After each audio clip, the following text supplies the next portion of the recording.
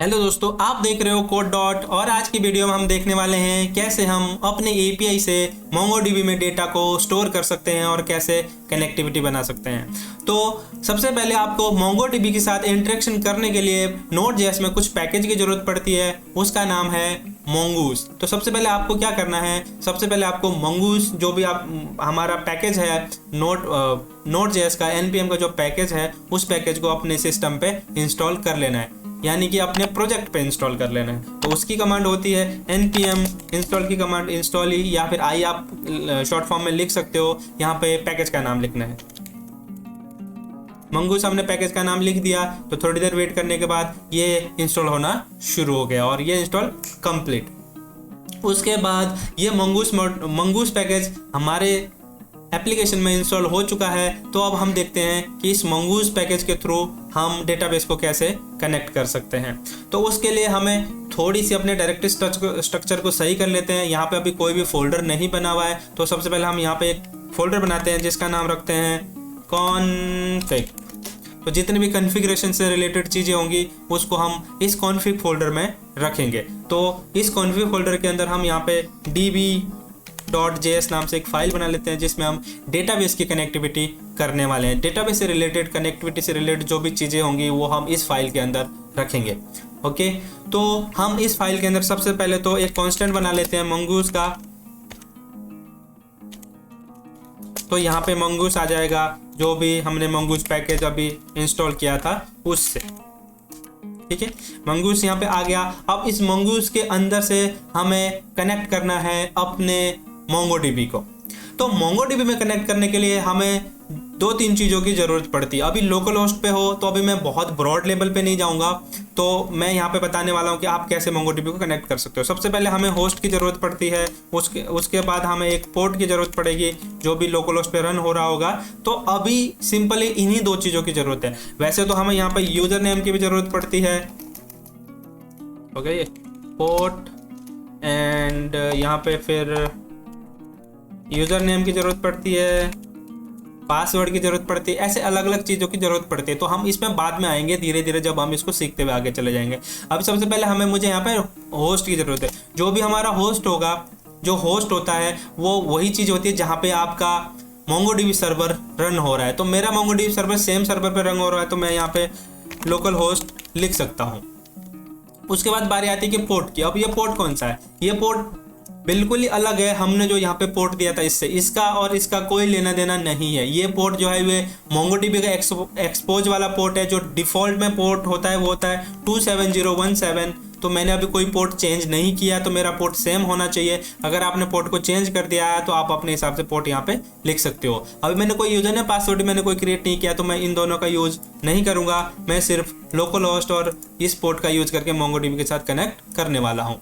तो चलिए देखते हैं कि कैसे होता है। तो मोंगोडीबी के साथ कनेक्ट करने के लिए सबसे पहले जो मंगूस हमने कॉन्स्टेंट बनाया था उसको लेना है। डॉट कनेक्ट करके इसके अंदर एक फंक्शन होता है, उस कनेक्ट फंक्शन का यूज करना है। इस कनेक्ट फंक्शन के अंदर हमें देनी होती है URI, यानी कि मोंगोडीबी के कनेक्ट करने वाला URL। ठीक है, तो उसको देने के लिए मैं यहाँ पे बैकटिक प्रेस करूँगा और यहाँ पे लिख देता हूँ ये जैसे प्रोटोकॉल होता है एक, जैसे HTTP प्रोटोकॉल होता है, ऐसे POP3 ऐसे प्रोटोकॉल होते हैं, FTP प्रोटोकॉल होता है, ऐसे ही मोंगोडीबी का अपना प्रोटोकॉल होता है मोंगोडीबी, ये एक प्रोटोकॉल होता है। उसके बाद कॉलन डबल स्लैश जैसे हम HTTP पे देते हैं। उसके बाद यहाँ पे देना है होस्ट का नेम, लोकल होस्ट हमने यहाँ पे दे दिया। उसके बाद देना है यहाँ पे कॉलन पोर्ट 27017 जो कि हमारा डिफ़ॉल्ट पोर्ट है। देन स्लैश करके यहीं पे हमें अपने डेटाबेस का नाम भी दे देना है, जो हम डेटाबेस का नाम क्रिएट करना चाहते हैं, जो रखना चाहते हैं। तो हम यहाँ पे डेटाबेस का नाम रखते हैं ब्लॉग। हमने डेटाबेस का नाम रख दिया। उसके बाद कुछ हमें यहाँ पे एक्स्ट्रा ऑप्शंस वगैरह देनी होती है। वो ऑप्शन कैसे देते हैं, क्या होते हैं, उसको हम बाद में देखेंगे। तो अभी ये कुछ बताएगा आपको, देन ऑप्शन को हम देखेंगे। तो हमारा ये कनेक्टिविटी तैयार हो चुका है। अब यहाँ से हम इसको एक्सपोज कर देते हैं। अब यहाँ से एक्सपोर्ट इसलिए करना पड़ता है क्योंकि हम इस फाइल को अलग अलग जगह पे यूज़ करना चाहते हैं। तो एक्सपोर्ट करने के लिए यहाँ पे नोड.जेएस में एक इन्होंने मॉड्यूल्स, जो भी चीज़ आप, जो भी फाइल्स इसमें आप क्रिएट करते हो नोड.जेएस में, उसको एज अ ये मॉड्यूल कंसीडर करता है। अब ये मॉड्यूल है तो इस मॉड्यूल को यहाँ से एक्सपोर्ट करना पड़ेगा। तो यहाँ पे लिखना पड़ेगा module dot exports equal to, हम किसको एक्सपोर्ट करना चाहते हैं, हम मंगूस को इससे एक्सपोर्ट करना चाहते हैं। तो हमारी यहाँ पे कनेक्टिविटी हो गई इसके साथ और मंगूस को हमने यहाँ से एक्सपोर्ट भी कर दिया है। अब इस मंगूस, जो भी हमने यहाँ से मंगू की कनेक्टिविटी करी है, इसको आगे यूज करने के लिए हमें मंगूस के अंदर मॉडल्स क्रिएट करने पड़ेंगे, ताकि वो मॉडल हमारे मोंगोडीबी में एज अ कलेक्शन का काम करे और उसके अंदर हम जो भी डेटा डालेंगे उसको एज अ रो के रूप में काम करे। तो सबसे पहले अब यहाँ पे मॉडल्स क्रिएट करने के लिए सबसे पहले मैं एक फोल्डर क्रिएट कर देता हूँ, जिसका नाम रख देता हूँ मॉडल्स। अब इसके हम सारे मॉडल रखने वाले हैं, अपने जितने भी मॉडल, यानी कि जो भी टेबल्स, जो भी कलेक्शंस हम मोंगोडीबी में बनाना चाहते हैं उसको हम यहाँ पे मॉडल बोलेंगे। तो इसके अंदर सबसे पहले एक फाइल क्रिएट कर देते हैं जिसका नाम होगा user.js। तो ये यूजर मॉडल होगा, आप चाहो तो यूजर model.js भी रख सकते हो, नहीं तो आप user.js रख सकते हो। मैं model.js रख देता हूँ, user model.js। तो इसके अंदर हमें यहाँ पे अपना एक स्कीमा क्रिएट करना है मोंगोडीबी में डेटा स्टोर करने का। अब मोंगोडीबी अनस्ट्रक्चर्ड डेटाबेस है, इसमें कोई पहले से प्री डिफाइंड कॉलम्स आपको नहीं मिलते हैं, जैसे कि आपको माइस्क्यूएल में मिल जाते हैं। पहले आप जाओगे कॉलम क्रिएट करोगे, आपको फिक्स्ड कॉलम होते हैं कि कितने कॉलम चाहिए, कितने, कौन सा कॉलम किस डेटा टाइप का होगा, वो सारा आपका पहले से प्री डिफाइंड होता है। बट मोंगोडीबी में ऐसा नहीं होता है, अनस्ट्रक्चर्ड है, इसीलिए यहाँ पे स्कीमा की जरूरत पड़ती है। तो मंगूस जो ORM है ये आपको स्कीमा प्रोवाइड करवाता है। तो सबसे पहले यहाँ पे मैं ले लेता हूँ एक कांस्टेंट जो होगा मंगूस का, डेफिनेटली। बट इस टाइम पे जो भी मंगूस होगा उसको हम डायरेक्टली पैकेज से ना लेके हम अपने db.js से उस मंगूस को इंपोर्ट करेंगे। तो सेम रिक्वायर वाला फंक्शन ही जाएगा इसके अंदर। अगर आपको किसी रिक्वायर वाले फंक्शन में किसी भी अपने आपके खुद के किए गए जो भी फाइल है उसको क्रिएट करने के लिए आपको यहाँ पे रिलेटिव पाथ देना पड़ता है। डॉट/ मैंने यहाँ पे दिया तो ये सिंगल फोल्डर में जाएगा। सेम फोल्डर में अगर मैं डबल./ दे दूंगा तो ये इससे एक पेरेंट वाले फोल्डर पे चला जाएगा। देन कॉन्फ़िग के अंदर से मुझे यहाँ पे चाहिए db.js। JS अपने आप लगा लेगा, db आपने यहाँ पे इंपोर्ट कर लिया। तो मंगूस हमारा यहाँ पे ORM इंपोर्ट हो चुका है। अब यहाँ पे हम एक कॉन्स्टेंट बनाते हैं जो होगा यूजर का स्कीमा। अब इस स्कीमा जो हमारा, यूजर की स्पेलिंग तो सही लिख लूँ मैं पहले, यूजर का स्कीमा। अब इसको करने के लिए हमें यहाँ पे लिखना है न्यू मंगूस डॉट स्कीमा। अब यहाँ पे मुझे ऑब्जेक्ट में स्कीमा डिक्लेयर करना है। अब स्कीमा डिक्लेयर करने के लिए हमें पहले ये सोचना होगा कि हमारे जो भी कलेक्शन होगा उसमें कौन कौन से फील्ड्स होंगे। लाइक आईडी इसमें पहले से होती है तो आपको आईडी की चिंता करने की जरूरत नहीं है। तो सबसे पहला फील्ड हमारा होगा नेम, जो कि स्ट्रिंग टाइप का होगा। आप डायरेक्टली ऐसे टाइप को ऐसे एज अ स्ट्रिंग भी दे सकते हो, और दूसरी तरीके से अगर आप जैसे ईमेल को दे रहे हो तो एज अ ऑब्जेक्ट भी इसको दे सकते हो। टाइप हमें देना है, टाइप अपनी टाइप जो ईमेल होगा वो भी एज अ स्ट्रिंग होगा।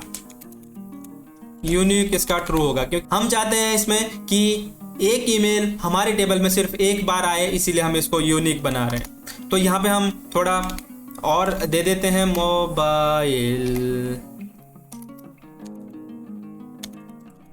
मोबाइल होगा हमारा नंबर टाइप का। एंड देन यहाँ पे हम दे देते हैं क्रिएटेड एट, जो हमारी डेट होगी ये होगा हमारा। इसका टाइप दे देते हैं डेट, और इसमें डिफॉल्ट वैल्यू रहेगी, क्योंकि डेट है तो ये क्रिएटेड एट है, तो जब भी क्रिएट होगी इसमें डिफॉल्ट वैल्यू न्यू डेट चली जाएगी। जो भी डेट उस टाइम पे इसमें सर्वर पे चल रही होगी वो डेट इसमें स्टोर हो जाएगी। ठीक है, तो इतने कॉलम हमारे पास इसमें होंगे। अब इसके हमारे पास स्कीमा क्रिएट हो जाने के बाद अब इस स्कीमा से हम कलेक्शन क्रिएट कर देते हैं। अब कलेक्शन क्रिएट करने के लिए हमें यहाँ पे एक कांस्टेंट और बनाना है, user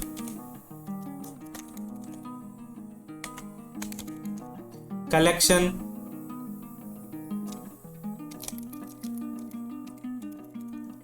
equal to Mongoose dot model.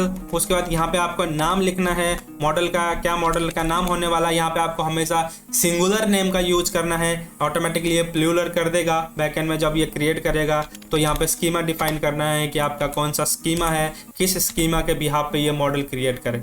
तो यूजर कलेक्शन आपने नाम दे दिया। उसके बाद इस यूजर कलेक्शन को आप यहाँ से एक्सपोर्ट कर देना, module dot export equal to user collection. इस कलेक्शन को आप ऐसे एक्सपोर्ट कर सकते हो, नहीं तो मॉड्यूल डॉट एक्सपोर्ट आप डायरेक्टली इसके बाद ऐसे करके इसको लिख सकते हो। इस तरीके से आप कर सकते हो, इस तरीके से आपका कोड शॉर्ट फॉर्म में हो जाएगा। तो अभी हमारा यूजर का कलेक्शन बन गया है। अब हम देखते हैं इस यूजर के कलेक्शन में हम डेटा किस तरीके से डाल सकते हैं। तो हम आ जाते हैं आप अपने app.js में, जहाँ पे हमने रजिस्टर यूजर नाम का एक फंक्शन बनाया था और इस फंक्शन में हमने रिक्वेस्टेड बॉडी को रिसीव किया था फ्रंट एंड से। तो हमें इस यूजर डॉट मॉडल में डेटा डालने के लिए सबसे पहले इस यूजर मॉडल को इंपोर्ट करना पड़ेगा। यहाँ पे const user model equal to require, हमें इसको कहाँ से लेके आना है, डॉट स्लैश मॉडल के अंदर से यूजर मॉडल को हमें यहाँ पे रिक्वायर कर लेना है। अब यूजर मॉडल हमारे पास यहाँ पे आ गया है। उसके बाद हम देखते हैं इसके अंदर डेटा कैसे डाला जाए। अब इस यूजर मॉडल के अंदर क्वेरी चलानी पड़ेगी, जो कि होती है यूजर मॉडल डॉट, या तो क्रिएट की क्वेरी चला लो, नहीं तो इंसर्ट की क्वेरी चला लो। अब हमारे पास सिंगल रो है यहाँ पे इंसर्ट करने के लिए, तो हम यहाँ पे सिंपल लिखेंगे क्रिएट, और यहाँ पे हमें ऑब्जेक्ट देना होता है डॉक्यूमेंट का, जो भी डॉक्यूमेंट आप इसमें क्रिएट करना चाहते हो। तो हमारे पास जो भी रिक्वेस्ट डॉट बॉडी में से आएगा उसको हम इसके अंदर इंसर्ट करवा देंगे। उसके बाद यहाँ पे कॉल बैक मिल जाएगा आपको एक प्रॉमिस, ये या तो आप प्रॉमिस ये रिटर्न करेगा या फिर आप यहाँ पे सीधे कॉल बैक को यूज कर सकते हो। प्रॉमिस के लिए आपको यहाँ पे देन, अब यहाँ पे रिस्पॉन्स आपको मिल जाएगा डॉक्यूमेंट या फिर एरर। ठीक है, अगर आपका डॉक्यूमेंट आता है देन तो ठीक है, इफ मेरे पास एरर होती है तो एरर को थ्रो कर देना है। अगर एरर नहीं होती है तो res response dot send user created with, यहाँ पे मेरे को आईडी देनी है कि किस आईडी के साथ यूजर क्रिएट हुआ है, ताकि हमें पता चल जाए कि यूजर क्रिएट हो चुका है। ठीक है, आईडी देने के लिए यहाँ पे डॉक डॉट अंडरस्कोर आईडी एक देना है। अंडरस्कोर आईडी ऑटोमेटिकली एक फील्ड बन जाती है जब भी आप क्रिएट करने जाते हो। अगर हमारे पास कोई भी एरर आती है, कैच कर लेंगे उस एरर को। उस एरर को कैच करने के बाद यहाँ पे आप उस एरर को थ्रो कर सकते हो, और इसको आप बेटर वे में फ्रंट एंड में इसको सेंड कर सकते हो। और अगर हमारे पास एरर आती है तो सेंड कर देंगे यहाँ से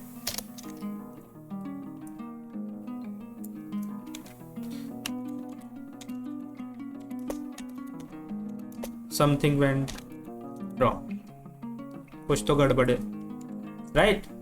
इतना करने के बाद हम इसको सेव करेंगे और हम इसको रन करेंगे।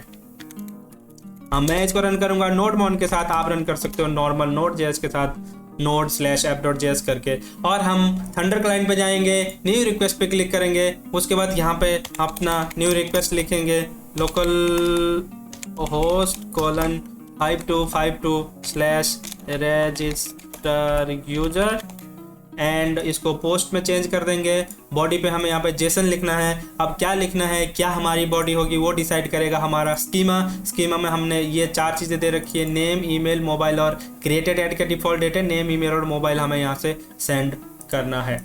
तो यहाँ पे सबसे पहले की बना लेते हैं नेम। तो यहाँ पे नेम लिख देते हैं, जो भी बंदा रजिस्टर होना चाह रहा है उसका नाम।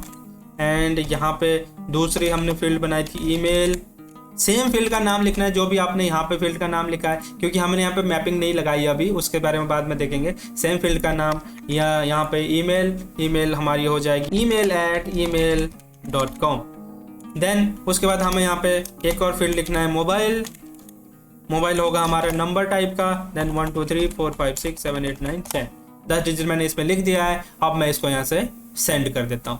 अब मैं जैसे सेंड कर रहा हूँ तो आप यहाँ पर रिस्पॉन्स देख सकते हो, इसमें लिखा रहा है user created with 63 something. Okay, तो हम इसको वैलिडेट करने के लिए हम नो एसक्यूएल बूस्टर को ओपन कर लेते हैं। यहाँ पे नो एसक्यूएल बूस्टर, इसको हम ओपन कर लेंगे। ये हमने सीखा था कि लास्ट वीडियो में इसको कैसे इंस्टॉल करते हैं। इसको हम ओपन कर लेते हैं और आप यहाँ पे देखोगे तो हमने जो डेटाबेस बनाया था ब्लॉग नाम से, वो डेटाबेस यहाँ पे बन चुका है। इसको आप इसमें एरो पे क्लिक करके ओपन करोगे तो इसके अंदर यूजर्स नाम से कलेक्शन बना है जो कि हमने यहाँ पे डिक्लेयर किया था। यूजर इसने प्लूरल करके वहाँ पे डिफाइन कर दिया, यूजर्स क्रिएट कर दिया। उसके बाद यहाँ पे यूजर के अंदर आप जाके देखोगे तो 2 फील्ड हमने इसके अंदर बना रखे हैं। अभी तो ये इंडेक्सेस दिखा रहा है, जैसे कि आईडी इसने ऑटोमेटिक बना दी है, ईमेल इसने यूनिकनेस के लिए यहाँ पे दे दी है। ठीक है, उसके बाद अगर आप इसके अंदर का डेटा देखना चाहते हो तो यहाँ पे इस जो आपका कलेक्शन है उसके ऊपर राइट क्लिक कीजिए और व्यू पे क्लिक कर दीजिए। उसके बाद ये यहाँ पे आपको डेटा दिखा देगा कि क्या डेटा इसके अंदर पड़ा हुआ है। जैसे नेम दीपक मैंने लिखा था, ईमेल में हमने email.com दिया था, मोबाइल नंबर हमारा ये था, और क्रिएटेड एड इसने अपने आप यहाँ पे क्रिएट करके दे दिया, और __ v और _ID ये 2 फील्ड इसने अपने आप ही क्रिएट करे। ये आईडी हमेशा यूनिक होती है जो MongoDB खुद से आपको असाइन करके देता है। आप एक और डेटा भी इसमें ऐड करके देख सकते हो, जैसे कि यहाँ पे मैं नाम लिख लेता हूँ दीपक 2 या फिर email 2 एंड मैं इसको सेंड कर देता हूँ। न्यू डेटा सेंड हो चुका है। यहाँ जाके आप इसको वैलिडेट कर सकते हो। इसको वैलिडेट करने के लिए क्वेरी ये पड़ी हुई है पहले से ही, आपको इसको सिर्फ यहाँ से रन पे क्लिक करना है। जैसे आप इसको रन पे क्लिक करोगे तो ये दूसरा डेटा हमारे पास यहाँ पे आ गया है, दीपक 2 email 2। ओके, तो ये थी आज की वीडियो। आई होप आपको अच्छा लगा होगा, आपने कुछ इस वीडियो में सीखा होगा। अगर आपने वीडियो में कुछ नया सीखा है तो वीडियो को लाइक कीजिए, चैनल को सब्सक्राइब कीजिए और इस वीडियो को दोस्तों के साथ शेयर कीजिए। मैं मिलता हूँ आपको अगले वीडियो में। Thank you, good bye.